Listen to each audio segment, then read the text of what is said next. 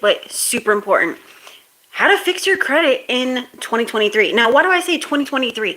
Well, it's significantly more difficult and a different process now than it ever was before. And I've been doing this for over a decade. I've been doing this for 12 years. That's a very long time. And out of all of my years of doing this, it's, like I said, the most difficult to get results now. So there's a couple of pointers that I need to give to you for you to understand what it's going to take for you to actually achieve results. Because here in the only place that you could possibly find it, but here in the YouTube sphere, YouTubeville, YouTube University, all you find is a bunch of people telling you that, all you gotta send is this one letter and you're going to get results. All you gotta do is this one thing, make this one complaint, talk to this one person, do this one thing, and overnight you're going to get these negative items that have been on your credit report for years removed. And it doesn't work like that.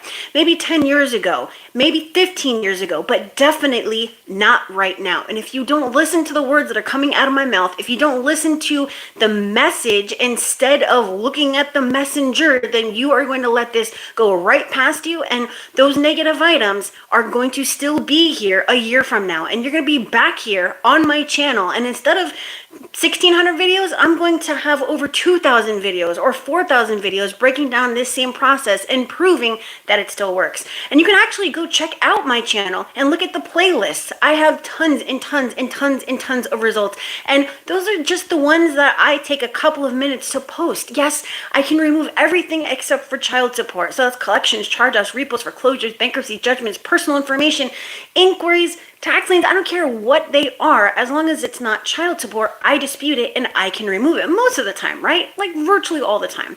But there's a very specific process to doing this. So without further ado, let's talk about this. Oh, wait, let's pause right there. First of all, you need to like this because I'm going to be the only person who tells you about this, okay? And you know what? If I have to be the person that people throw daggers at, throw tomatoes at, then so be it. I get the results. Men lie, women lie, numbers don't lie, and mine prove that I know exactly what I'm talking about. So heed my warning and listen to what I'm about to say. When you send out your disputes, you must send it out supporting whatever you're saying. Delete, for this reason, or update for that reason, with the facts taken directly from your credit report. It doesn't work anymore to just send out some general delete because it's inaccurate, delete because it's not mine, remove this because, I wasn't late on X date. No, you need to, number one, have a consumer law to support whatever it is that you are telling them to do, such as a violation. There needs to be a consumer law that supports it, and you need to back it up with the facts taken directly from your credit report. And if you don't know what I'm talking about, it's when you pull your credit report, you're looking at Identity IQ or Smart Credit. If you don't have those, the links are down in the description. Yes, they are my affiliate links. You need to have all three bureaus or whichever is available for you side by side. You're looking at the account, and if you say delete this account for violation because you didn't put the required notice of dispute, you need to fill it in with, when I originally disputed on X date, that notice was required to be on there by the report of X date. If you say that they need to remove that account because they illegally re-aged the date last paid, you need to put, these are the dates. Experian reports this, Equifax reports this, TransUnion reports this. Otherwise, you are not going to get these things removed. But I'm telling you, it is possible to get them off, okay? Now, if you don't know how to do any of this, you don't want to deal with any of this, that's cool, because I have a ton of resources outside of my 1,600 videos going back 9 years to show you how to do this for free, or you can see if I can do it for you, or I even have courses. Send me to .co/courses and you will see all the courses. Otherwise, my740.com to see if I can do the credit sweep for you. Now, having said that, every single time you send out a dispute letter, you need to send it out certified with return receipt. Why? There's a very specific reason why we're doing this. Number one, the credit bureaus receive 1.5 million disputes per month per bureau. That's the first thing. Your letter is literally just a penny thrown into a pool of other pennies, but yours needs to be the one that is being tracked going into that pool. That's number one. Number two, if you don't do this, You're saying, hey, I disputed on XYZ date. The credit bureau will say, hey, we didn't get it. But when you have the proof, you can say, yes, I disputed on this date, you received it on this date, it was signed on this date by this person, here's the proof, here's the card, it was sent back to me, and it gets put into your violation log. What is a violation log? It is literally just a piece of paper. I don't care if you are literally just using a piece of paper to track it. This is literally from a video that I did like months ago, okay, about identity theft.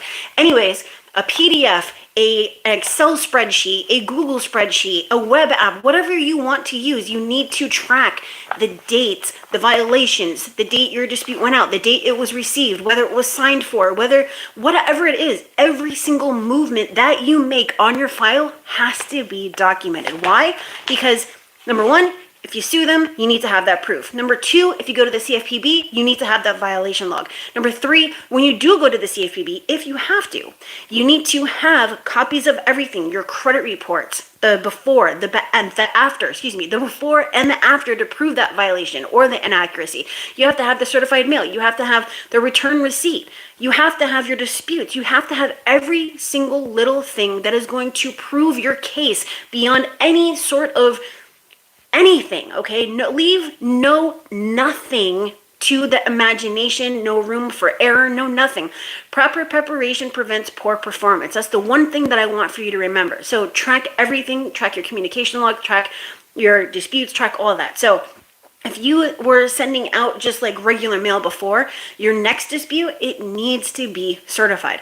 Now, a question was asked of me today or yesterday. I can't remember I think it was this morning actually. Now, if you're using Smart Credit or Identity IQ or My Score IQ, you know that normally you only have one free report every 30 days, right? So you don't have it pulled on like the same date each month automatically. You have to go in there and pull a new credit report. So it doesn't matter if you are saying you didn't, enter the required notice of dispute by the 31st day after you receive my dispute letter, and it's not going to work because it refreshes on the 30th of every month. No, you physically need to pull that report. So let's say September 1st, you sent out your dispute. They received it on the 5th for whatever reason. You're going to count 30 days from the 5th, and on that 31st day, log into Identity IQ or Smart Credit or My Score IQ and pull a new credit report. So you are the one that pulls the report. This is for whatever reason a question that has been asked quite a bit. You are the one that pulls the report. Go in and mark that date that you need to pull that new report, okay? When you are looking at your credit report, the number one way that I catch the bureaus in the most common violation, at least for my clients, with all the reports that I go over with all of my clients, and it's been like this for the past 5 years, it's going to be failure to report the notice of dispute. We talk about this many, many times, okay? I have courses on this. It's sendme2.co/VOD, as in validation of debt 2, if you want to access that. Anyways, it's failure to enter the required notice of dispute. Why is this so important? We actually talked about this last night when I went live. We talked about this last week. We talked about this when we were doing the stall tactics event. And you can access that link down in the description as well, okay? They are required when you send out a dispute to mark your account as disputed. So again, we're going to pretend like this is your credit report, okay? Let's say that this is your notice of dispute. If this is not on the account where it says consumer disputes or disputed by consumer or something along those lines, by that 30th day after they received it, although we're pulling it on the 31st, just to give them 1 day of leeway, it's a violation of FCRA 623A3, 623AC, and FDCPA 8078. Now, if you're looking at your credit report 1, you're going to see, because it's credit report 1, that it's not marked as in dispute. You send your dispute letter, and again, on that 31st day, that notice is required to be there, so you pull that new credit report, and you look at the comment section. On each credit report, it's different, but normally it's just comments, creditor comments, comments by creditor. It says something about comments, and that is where it is required to be the notice of dispute, okay? If it's not there, go and check out section 623. It literally literally states that an account that was disputed that does not notate that it was disputed cannot report anymore. And if you're using factual disputes, your disputes cannot come back as frivolous. Why? Number one, you're using the facts directly from the credit report. That's why, going back to the beginning of when we went live, I said the most important thing that you need to do is use the facts from your credit report, because stall tactics are so ubiquitous, meaning they're happening with so many people all over the place. It's like a stall tactic pandemic, okay?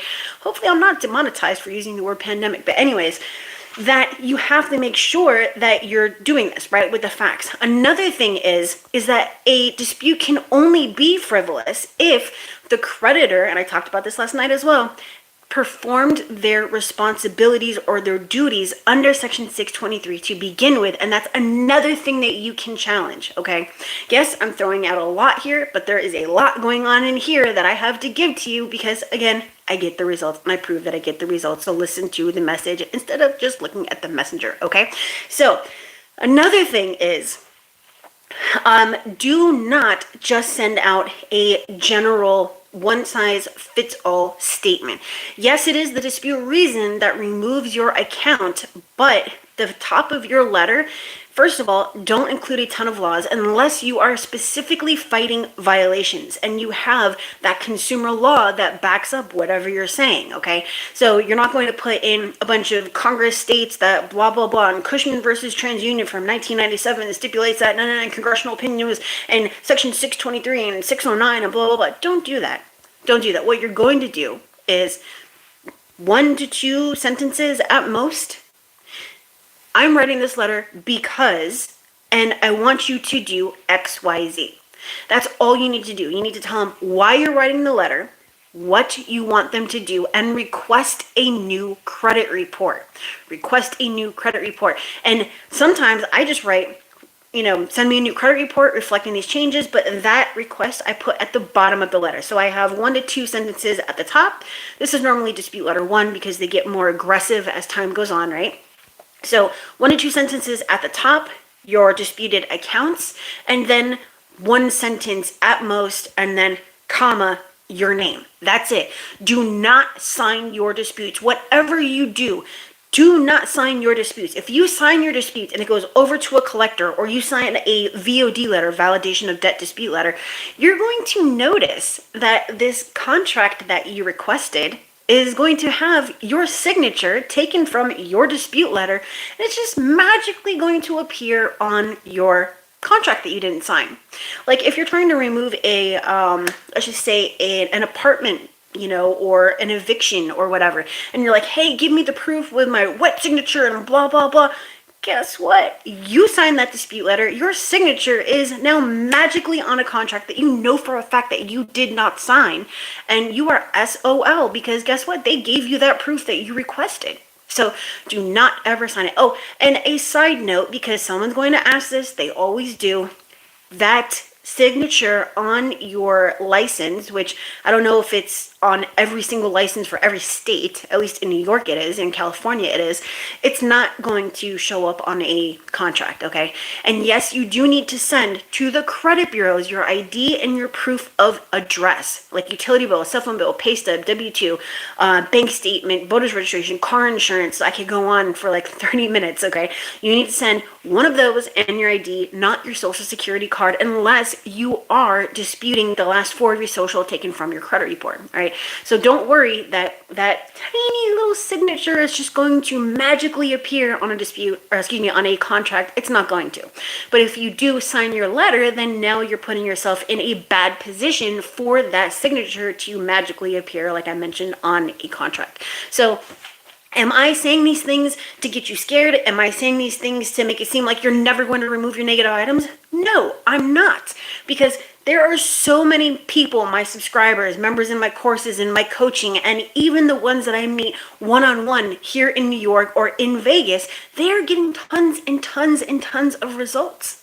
So if you listen to the things that I tell you and you walk with me step by step through this, you will be able to remove these things, and you will make this just like it was a bad dream and you woke up and you moved on with your life. But if you are sending out these general disputes, if you're signing your disputes, if you're not backing your, arguments with the facts, if you are just not doing what you are supposed to, and you're not investing every single thing that you possibly could into your, number one, education, and number two, your credit, then no, you are not going to remove your negative items, because you're spending too much time listening to these other people who tell you that they have the magic cure, the instant cure, like the instant coffee you can go upstairs and make, to bad credit. There wouldn't be 68 million people with bad credit. That number would be going down, but it's not. It's going up. The debt is going up. The number of people who have bad credit is going up. And guess what? The people are just getting younger and younger and younger. Someone was on the phone with me yesterday, and he was like, I'm only 21. And I'm like, oh my God, what?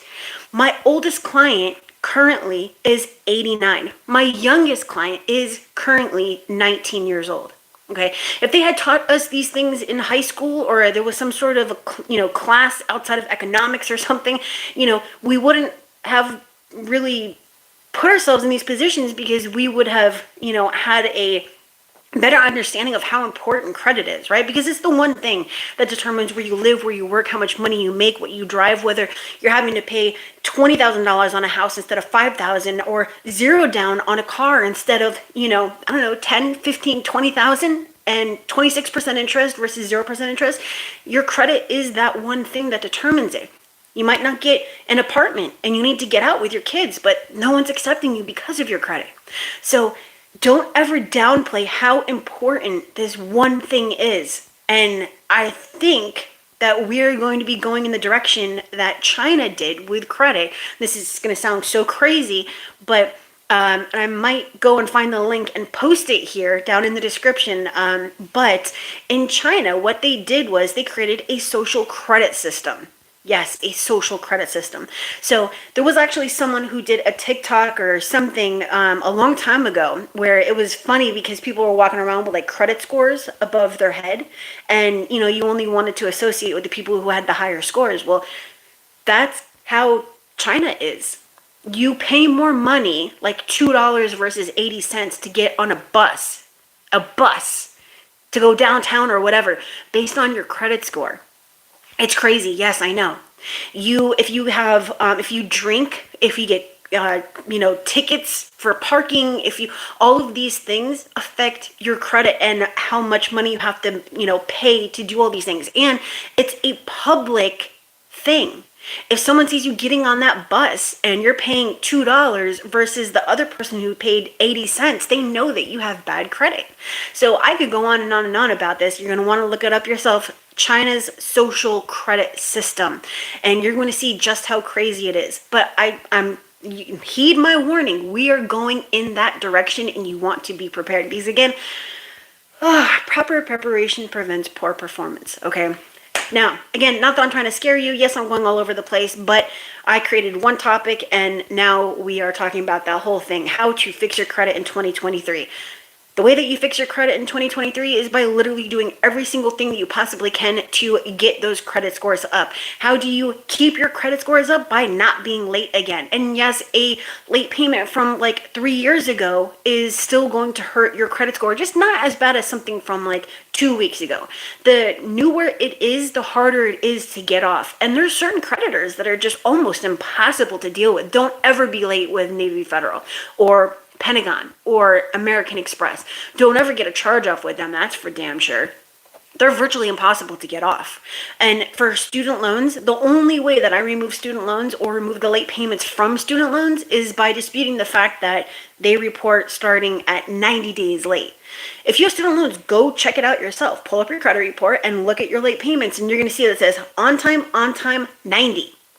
How was I 90 days late if I was just on time and then on time again and then 90 days late? Or how about on time, 90, 120? Now, you can't fix 120, but you can fix 90. And you can fix 90 because there's no 30 or 60. Now, the reason they do this is because they only report you as late when you are 90 days late. But that doesn't mean that it's in compliance with federal reporting regulations, right? You can't say that I am late when I'm not and that I, paid on time when I didn't. Basically, I think I said that correctly. So anyways, there's things that are difficult to remove, there's things that are easy to remove, but when you dispute them the right way, and things like that because you're looking at them logically and you're just thinking with common sense, you can remove them permanently. Right. So my recommendation is, number one, pull your credit report from the right place. In the beginning, I mentioned that my links for Identity IQ and Smart Credit are down in the description.